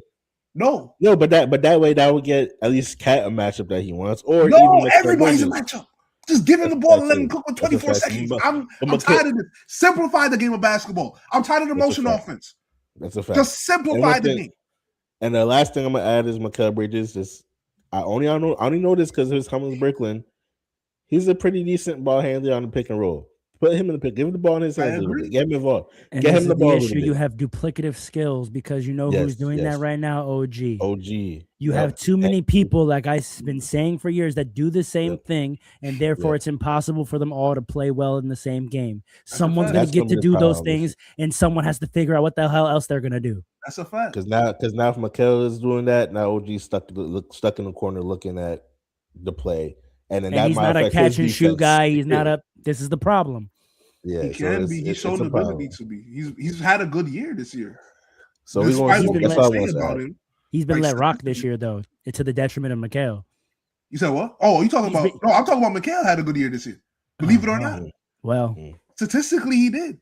He's been a catch and shoot corner guy this year, just like OG. Wow. The thing about it is, I don't need all of that. Let's keep it moving though. Let's keep it moving though. I'm gonna come to Alan straight for this one because he's been going last on these last couple ones, and I think this could be a quick one because there's really not much to say because the answer to this question is yes. Do the refs seem poised to sweep this? Oh my gosh!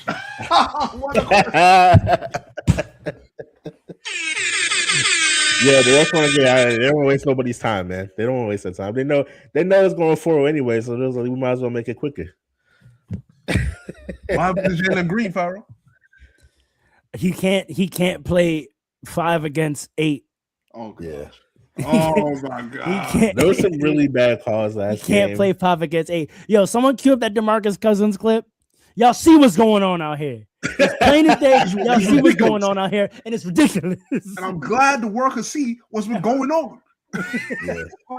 Y'all pulling it up. I'm pulling it up. Dre, what do you think? Are the refs gonna sweep them? Say it again. Are the refs gonna sweep the Suns? You bet they are. You bet they are. What did they call on Book? What did they call on Book when he tried to save and an offensive foul? Yeah, that was kind of crazy. That was crazy. Son, I looked at that. I watched that play. I'm like, not that I have to give the refs any credit, but I'm like, it can't be that bad. And I watched this man almost break his ankle trying to do the right thing, and they say that's a dirty play. Meanwhile, You got Caruso running into people. You got Dort basically taking Lou Dort. Yo, Yo, I swear to God, if we play the Thunder, Lou Dort can't walk around the streets of LA. Lou Dort's That's not y'all man. I'm telling you right now, if Lou Dort gets caught slipping on the streets of LA, it's gonna be a tragedy, bro. That's not y'all man. Don't let him near Crenshaw. That's the blue and red flags will unite. The blue and red flags will unite. I can protect them in LA. If Lou Dort walks around the streets of LA, that's not my zone. You ain't doing nothing. I'm messing, but you know what's funny? Like the Thunder's like defensive game plan to me is like they can't call everything. No, that's actually their plan. Yes. They can't call everything. Yes. You know what's funny? Insane. You know what's It's funny? Insane. You know what's funny? The Pacers last season had the same game plan, and to see them both in the finals. Don't do that. You're talking about basketball. Don't do that. We're talking about the Thunder's refs right now. The Thunders have some generational refs. You said the Thunder's refs? I've never seen this before in my life. I've never seen this. He's right. I'm so serious. I've never seen this before. Those in area codes. That's funny. The Thunder's this is generational ref. The postal code.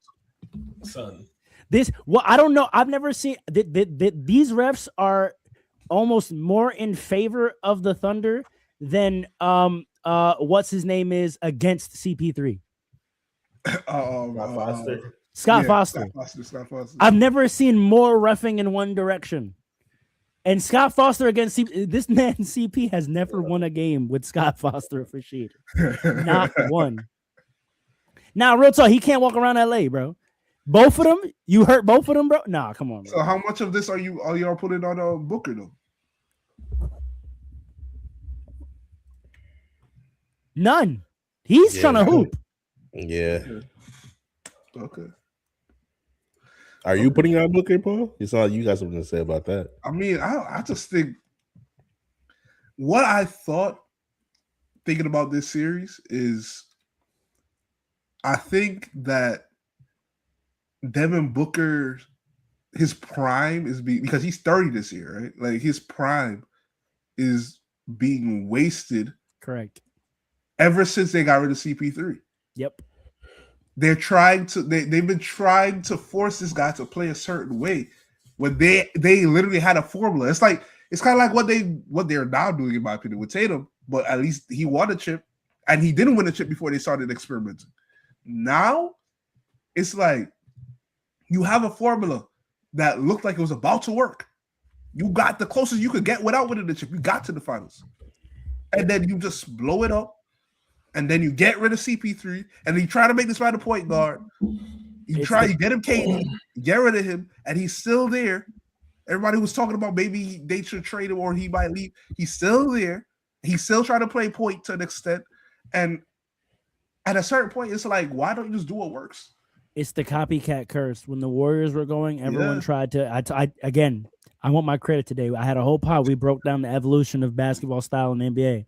Yes. When the Warriors won, everyone tried to play high ball movement, high body movement, high IQ basketball, and it didn't work because you didn't have the IQ. No one was accumulating the roster with the cumulative IQ enough to play that style, and so they looked stupid. You all got rid of your positions, and you out there looking dumb.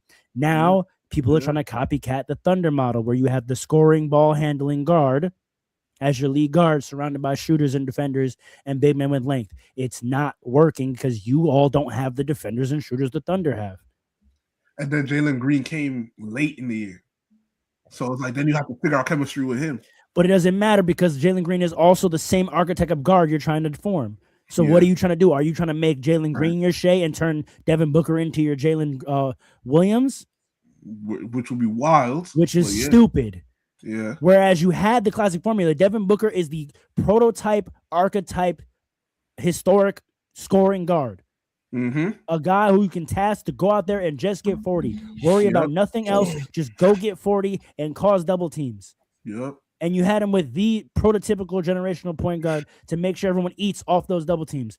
And to your point, it's just, and I just wanted to contextualize, it's the copycat curse. These teams are dumb out here. Instead of looking at the star you have and figuring out what's the way to play to maximize that, and how do we build a roster around that, you mess it up. You can say that the Mavericks did the same thing with Luka in trading him.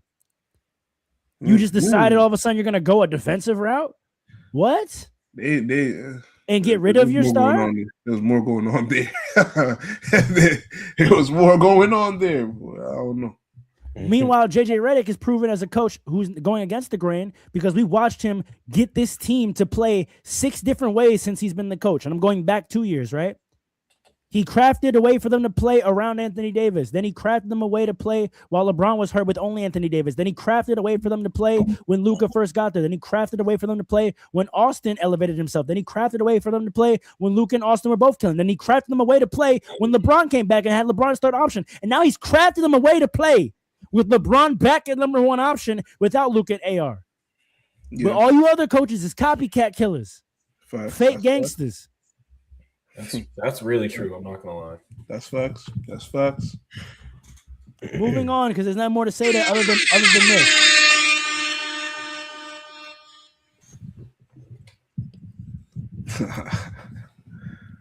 It's ridiculous. There's all being done out here on a daily basis. I hope the world can see now what's really going on out here, because it's getting ridiculous. It's really ridiculous. Yeah, this is ridiculous, man. That was light, man. I know what the game scheme is. Everything. I didn't even know it was that long. I thought it was like 10 seconds. Now, said another quick hitter because we're coming up against time, and I got another special surprise to end the game, to end the pod. Real quick, I'm gonna go to Alan again. Are we seeing the future of Philly? I get it, they're down 2-1. I don't think there's much to say about the Celtics. Can I get my credit now, Pharaoh? For sure. That's why I framed the question just this way, so I can tee you up. I go to Alan first. I don't think there's much to talk about the Celtics. They're up 2-1. We see what's going on here. Tatum and Brown. Listen, the Philly. I know whoever's next in the East is praying Philly stops building Tatum's confidence because he's hitting walk him down shots and screaming again.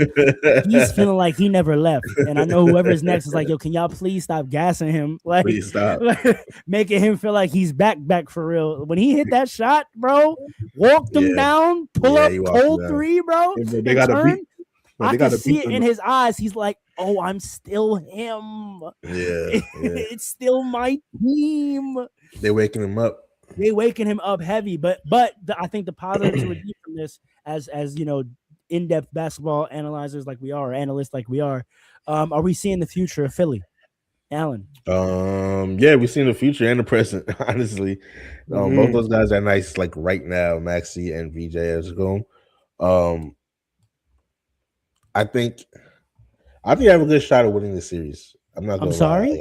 I think they have a good shot. Talk about it. Hold on, that's a clip. The way we all just looked up, that's a clip. Yes, sir. I'm very surprised by their play right now. I think the game came down to a couple minutes left in the game. That's why he go to the Nets. So it was. What do you say? This man say he go to the Nets. Who? VJ go? Yeah, look at the comment. Keep it moving. We're up against it. But they have a really good shot. This team is playing way better than I expected. I think their game plan is really good. Even with how they're using Paul George. Nick Nurse is one of those tactical coaches. He's putting Paul George in the areas that like Joel Embiid would have been if he's playing. And if the East is not careful, Joel Embiid might come back and have one good game. And the Celtics, that could be looking scary for the Celtics. I thought the Celtics want to get them out of here quick, just off the talent level, but I think they're more matched up than I originally thought. So I still think Celtics is going to win it though. But Tyrese Maxey is hitting the three a little bit better this series, and I thought that was going to be a big piece for them. I feel like, especially the pull-up three coming off a screen, I thought that was going to be a really big difference for him, and he's actually hitting it. So it's giving them a chance to open up their offense. And VJ Edgecombe is just a dog, bro. I never seen a rookie be like this confident and to be able to score like 30 points like that in his first playoff series against like the Celtics. He just has a confidence about him that I really like. I gotta give credit to Paul. He's been seeing the light a lot today, so I'm gonna see the light. You were right. Paul George is staying very comfortable in his role and not being called upon to be the vet in the playoffs, and he's letting VJ do his thing, and that is spelling some success for them because he is ready for the moment. So I cop to that because you impressed me today and gave my respect in what you cop to today. So I can cop to that verbatim 100%. You are absolutely right about that. Listen, man, I seen it with VJ, man. Like the confidence I saw the early games when he played against the Knicks, like he just did not care. He was out there like, and he was hitting the threes. Like we knew about the athleticism when he got to the league. We knew about the potential for defense because of the athleticism, right? Ability to finish at the rim. It's like Anthony Edwards like, right? But now he got the 3 earlier than Ant now. So it's like, I'm not saying you're gonna beat Ant. I'm just saying like this guy is further ahead than a lot of people saw coming. But I saw ahead of schedule, something we always talk about on here as well. Ahead of schedule. Yeah. So he's further ahead. So listen, they could beat the Celtics. They 100% could beat the Celtics. This guy had a bad game. VJ Edgecombe had a bad game last game, and they lost by 8. He was 5 for 17 from the field. If he hits 3 more shots, 4 more shots, and he's 9 for 17 instead of 5 for 17, they win. This is a good series, man. I'm telling you. And the Celtics, believe it or not, the Celtics look like a good team that can win a championship, but do they look as scary as they were? Not at all. That's what I've been saying about them. Like they because the core is now a veteran core. Now they got all these young guys around them that's young. Yeah, but my thing is the crux of that team is still in its prime and championship DNA. Pritchard, White, Facts. Tatum, Brown. The team may not be as strong, but I don't know if any team in the East has a better top 4 players who know how to win. That's the thing. That's I don't even have to think. There's no other team. No other team has a top 4 players in their prime who've won before. That's the great equalizer. Which is why I still say they can win the chip again. But as far as being favorites in the East over the Knicks or the Pistons, but the Pistons tied right now again with the Magic. But I can't give them that because what took them over the edge was the surrounding cast. No KP. Yep. Keeping it moving. Follow question for Dre. Quick answer to this one. Do you bring Joel Embiid back in the series if he's capable? I mean, are we assuming he'd be actually fully capable and like not bleeding on the court? I think with Joel, you automatically assume 75% at all times. That's a fact. If a full bleed on the court, I'm putting at 50% low key. So 75%, yes. I think 75% gets you your best shot because VJ Edgecombe needs help. He's doing the best he can possibly. No. Maxey needs help. I know we give a lot of love to VJ. We're not gonna talk about this team like it's not Maxey's team. And Paul, I'm gonna spin it back to you because I want my credit for that. Because what did I say at the start of this year and really at the end of last year? This is Tyrese Maxey's goddamn team, and we saw it. We saw it in that game. The way that city embraced him while wearing the old school black jerseys. That is his city. Yeah, that's tough. That is his city. Gave him AI flashbacks. That's his city, bro.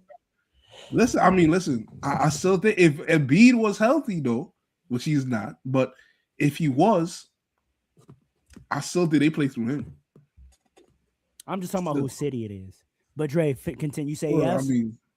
Yeah, I'm saying yes. I'm saying yes. You say yes if you can bring him back. Yeah, I think so. Paul, I think yes. Yeah. If he could go. Yeah. Yeah. If you go. No, don't bring him back yet. I was hoping. Yeah, sit your ass down. We got this. They rolling right now. Sit your ass down. We got this. It's my city. Can't risk what they got going on right now. So they could beat the Celtics because it's long term. It's long term. Let these two boys figure out how to win together. Let them go through these growing pains together. I'm talking short term too. That's a fact. I'm just saying. Also, you got to think big picture. Also, yeah, you do. Yeah, that's this is a thing. This right here is a thing. Let's just invest in it right now. They could be the new Dame and CJ. You heard? All right. Quick hitters for these last 2 series because I honestly don't find them super interesting, but we are, we have responsibilities. The Pistons not interesting? No, it's not really that interesting. Word? Okay. Do the Spurs need Wemby to take out the Blazers? Do they need him? Did they end up winning tonight? I fell asleep. Yeah, I fell asleep too. Yeah, the Spurs won last night, and I don't think they need them to win against the Blazers. They're very good with Wemby. They have. Yeah, they won 120 to 108. They handled them handily. Yeah, they're very good without Wemby. I was surprised to see it. They're very good without Wemby. Their offense is still really good. Steven Castle and Dylan Harper another duo that's going to be a problem in the future. De'Aaron Fox might have to get up out of there. Nah. He's Keep good. the vet. He's good. Keep the vet. He's a part of their development. Where do you think they're learning it for now? But once they reach a certain point, he might have to. And he can be their bench guy. Mike Conley. Listen, bro. There's a way you do this in the NBA, man. Let the vet, Nick Van Exel, let the vet coach up the young boys until they're ready, and then y'all got the starting spot. I'm gonna hold down the bench. Not until nobody's having that mentality under 30. If any organization could convince a player to have the mentality, which organization would it be? It would be them. Yeah. It would be the San Antonio Spurs. I still don't it might come to a clash. I want to see like when all the contracts like matches up, but it might come to a clash. So he just signed. Those boys are still in their rookie. Yeah. So they might have like 3 years left on the deal. I might get tricky. Nah, that's what I'm saying. Because he's going to be looking for his last big contract. You know what I mean? You think 4 years from now he's going to be in position to get another max? That might be his last big contract. How old is he right now? He's like 27. Yeah, right. Yeah, I think so. So you think he's going to get a big contract at 30 at 32? It's going to be his last big one. It depends. It may not be max, but it might be his last big contract.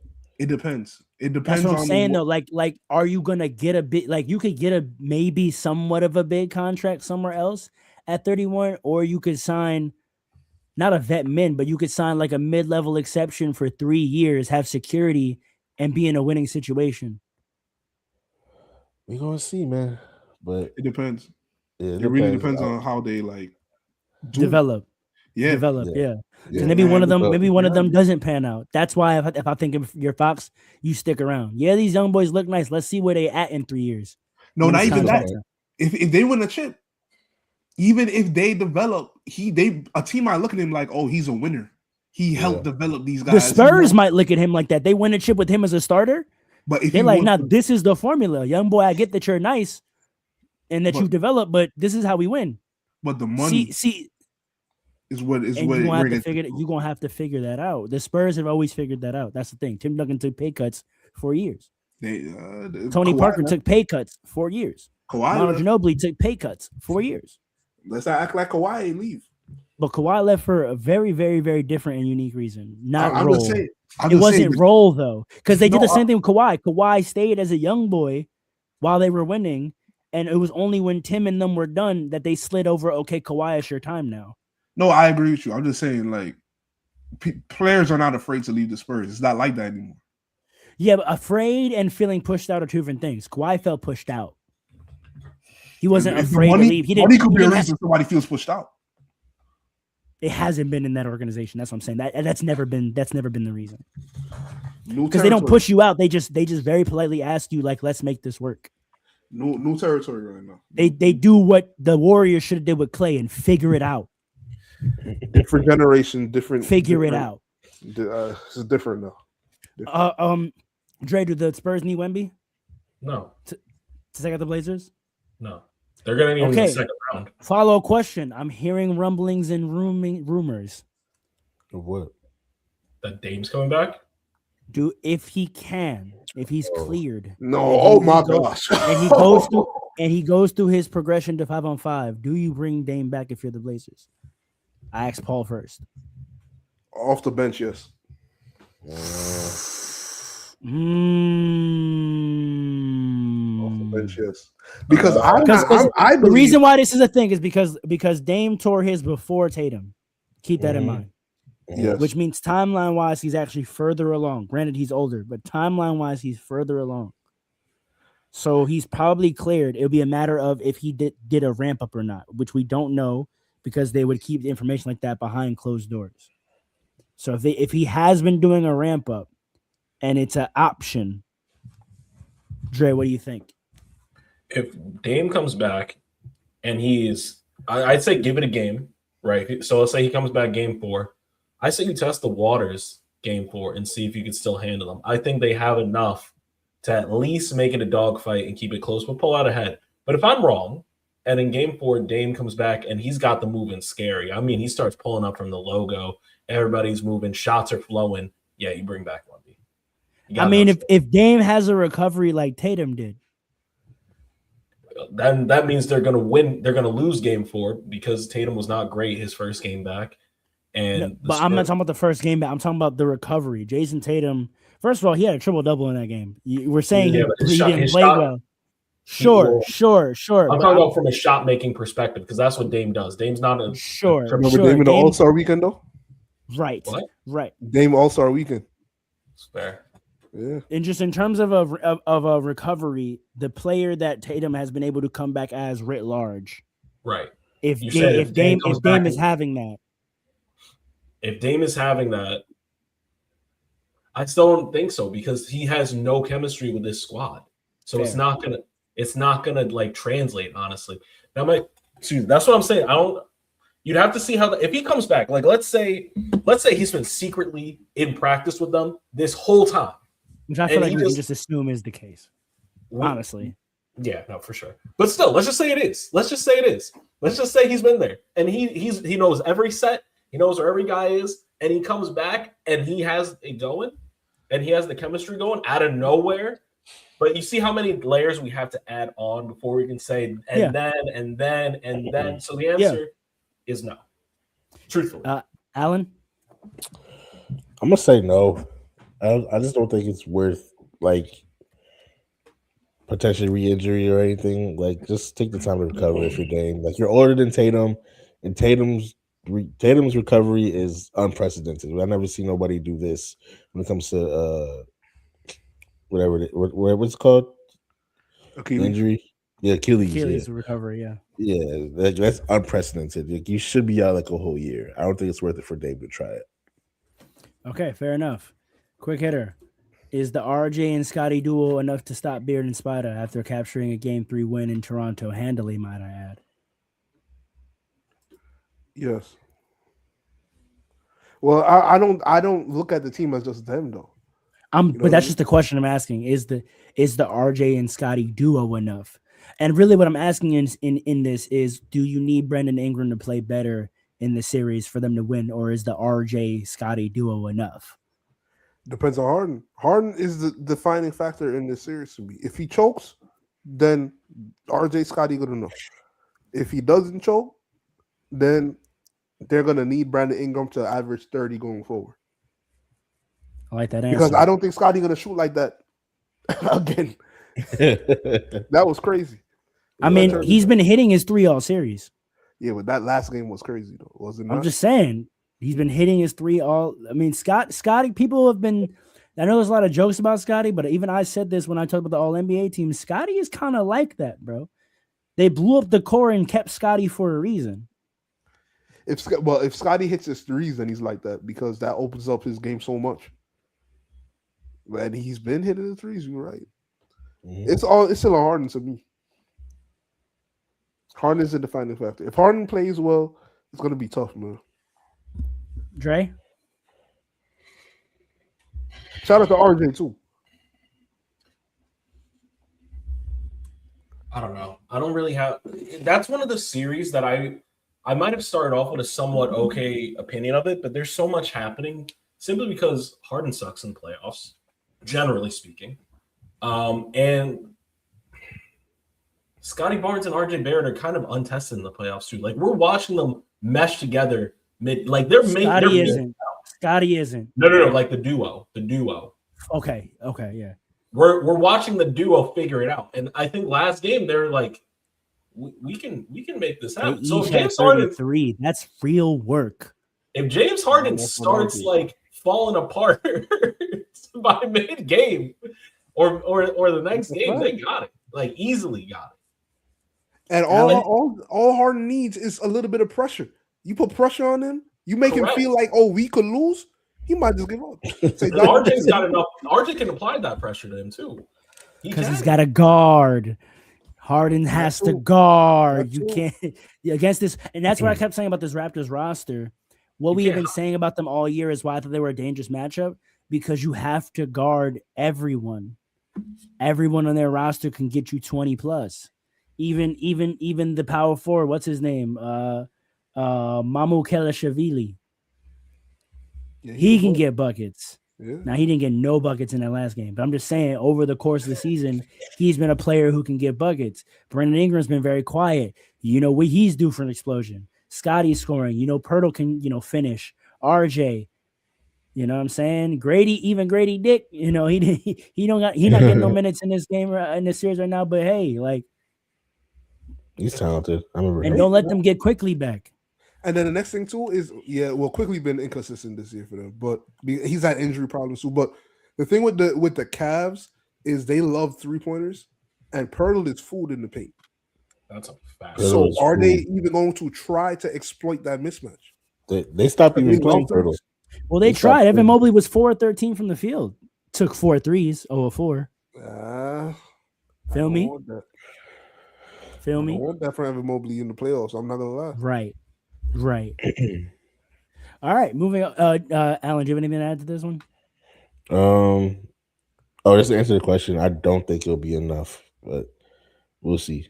I don't think Scotty and RJ are enough? Not against James Harden and Donovan Mitchell. I think after some adjustments, I think they'll have a much better game. All that stuff was a little like, I want to say fluky, but I don't think we see that twice.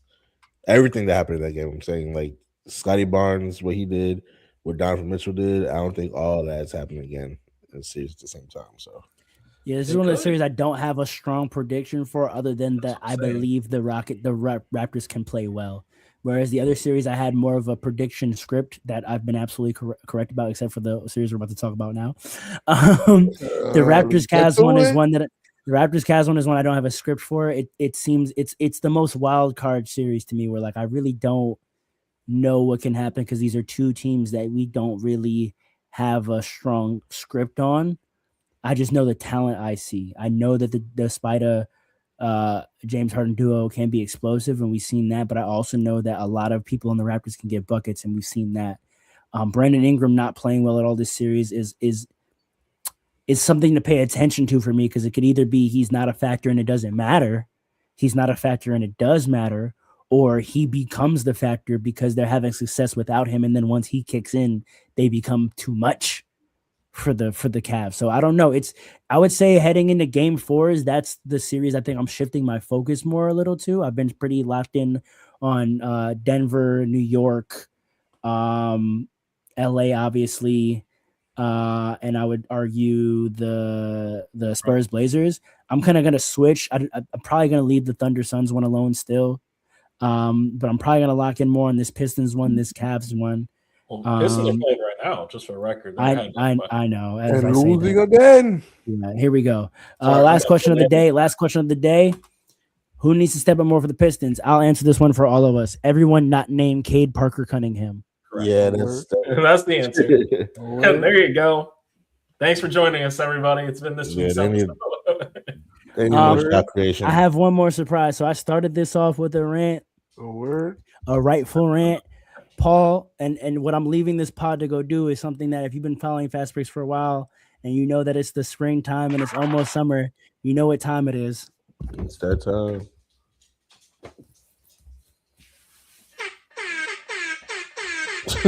This guy got another jersey underneath.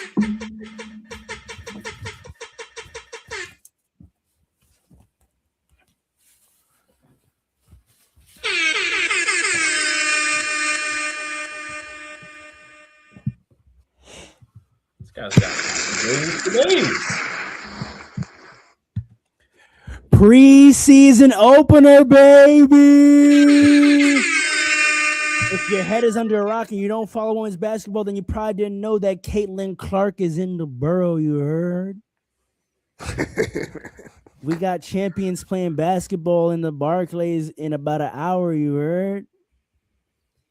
The Unicorn Barclay debut. You heard? Sabrina Ionescu semi-confirmed to finally be allowed to play point guard. You heard? Whoa. Brianna Stewart playing the 3. You heard? Talk to me now.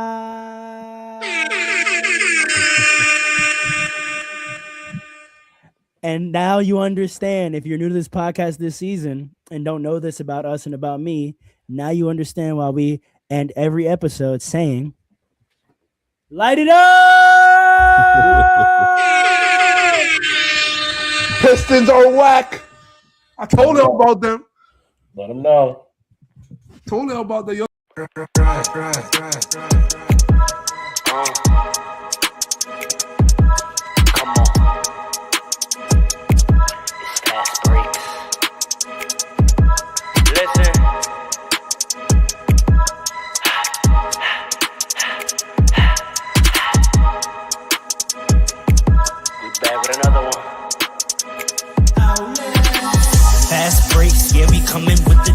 Never early, never late, but we always push the pace, yeah.